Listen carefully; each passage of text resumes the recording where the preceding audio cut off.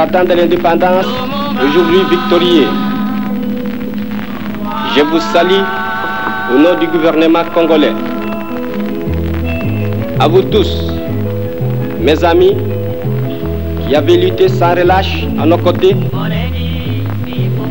je vous demande de faire de ce 30 juillet 1960 une date illustre que vous garderez ineffaçablement gravée dans vos cœurs, une date dont vous enseignerez avec fierté la signification à vos enfants, pour que ceux-ci, à leur tour, fassent connaître à leurs fils et à leurs petits-fils l'histoire glorieuse de notre lutte pour la liberté.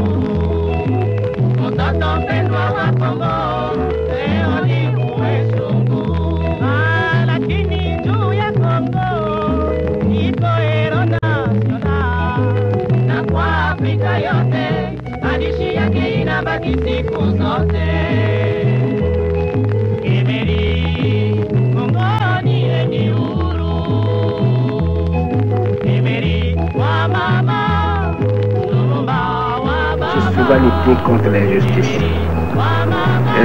J'ai été profondément éduqué dans la doctrine, pour ainsi dire, vraiment chrétienne. J'avais ce sentiment et mon père, ma mère m'ont dit il ne faut pas être méchant, il faut être bon envers les gens, mais quand on vous a frappé, il ne faut pas répondre. Et alors je n'ai jamais compris dans ma vie pourquoi à l'école on nous enseignait pour être bon, il faut la charité chrétienne, il faut l'amitié entre les hommes. Comment on peut concilier l'instruction que l'Européen nous donnait à l'école, le principe de civilisation et de morale, avec les actes que ces Européens commettaient vis-à-vis des populations noires? Et c'est en faisant cette observation au jour le jour, à comparer les principes qu'on nous enseignait, les actes que ceux qui nous enseignaient commettaient. Et alors, je voyais chaque fois la contradiction. C'est alors que j'ai commencé à prendre de plus en plus conscience, n'est-ce pas, que...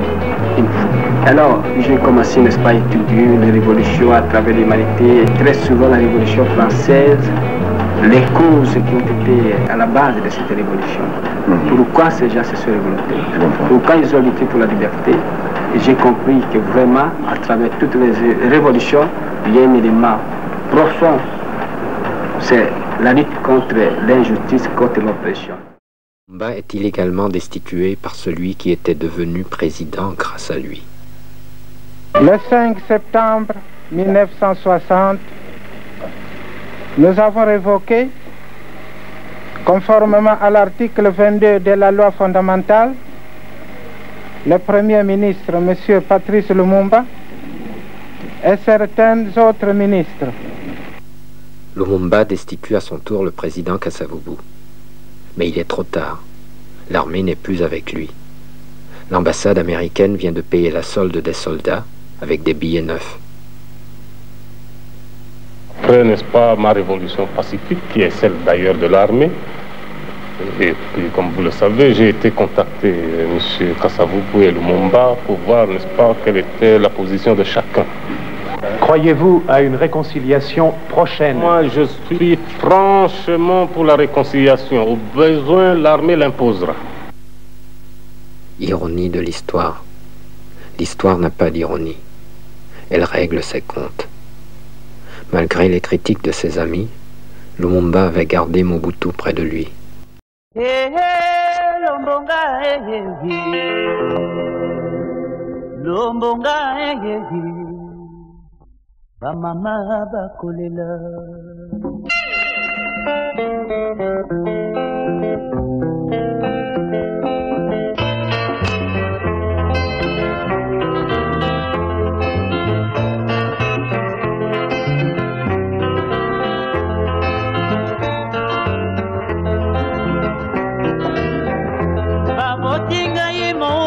Kongo monene na koli na kasi ya bapaya nalelaki ga mama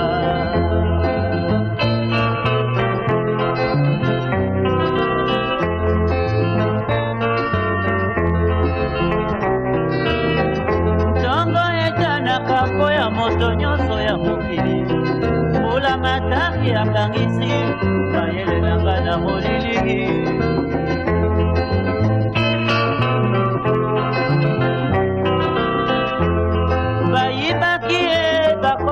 Bayindo Lumumba telemi atumi moto na ibale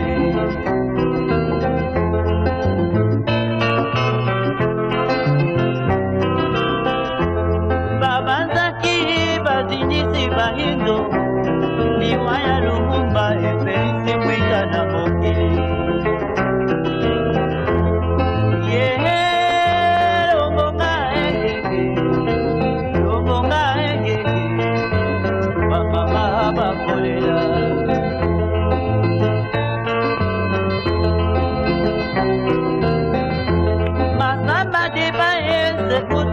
na terre wapi benbela na kuma tolela bonganda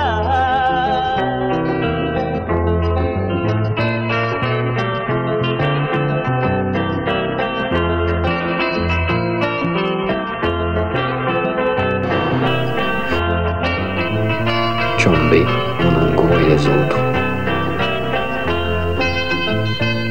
Message codé d'un conseiller belge à son collègue au Katanga.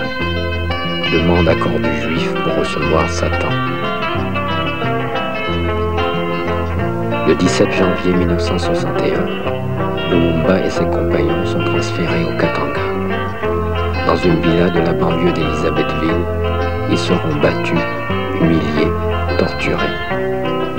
Ce soir-là, la liste des visiteurs sera longue. Des ministres katangais, des conseillers belges, des officiers. Tous venus pour narguer leur ennemi. À 22 heures, un long convoi emmènera Okito, Mpolo et Lumumba loin dans la savane.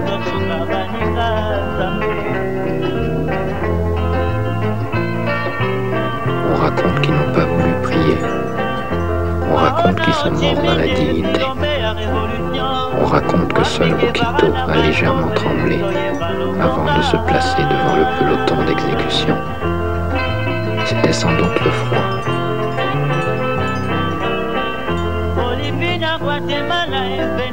On raconte qu'aujourd'hui encore, les arbres dans la savane sont criblés de balles.